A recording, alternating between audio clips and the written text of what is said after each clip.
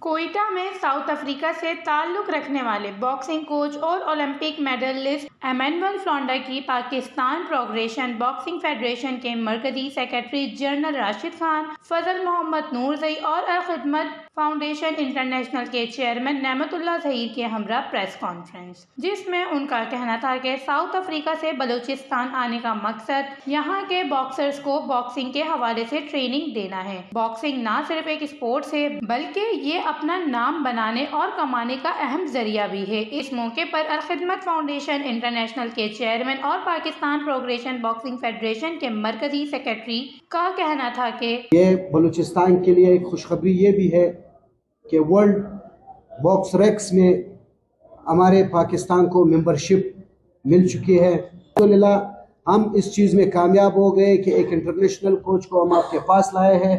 ہم حمید سرفراز جو ہمارے پروگرام بلوچستان ایسوسیشن کے صدر ہیں اور راشد میناز صاحب کے مشکور ہے کہ انہوں نے ہمارے بلوچستان کے باکسنگ کے کھلاڑیوں کے لیے، پروفیشنل باکسنگ کے کھلاڑیوں کے لیے انٹرنیشنل دروازے کھول دیے۔ لنک ہوگا، وہاں پر ان کو دیکھا اور پرکھا جائے گا اور پوری دنیا سے ان کو مختلف کلبوں میں لیا جائے گا۔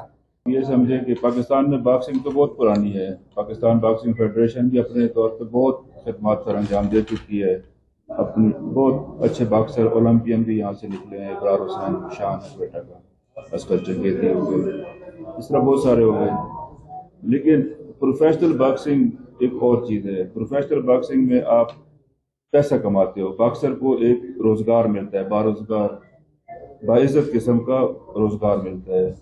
وہ اپنی فائٹ کھیلے گا، اپنے پیسے کمائے گا، پوری دنیا میں کھیلے گا، پاکستان کی پہچان اور نام پیدا کرے گا۔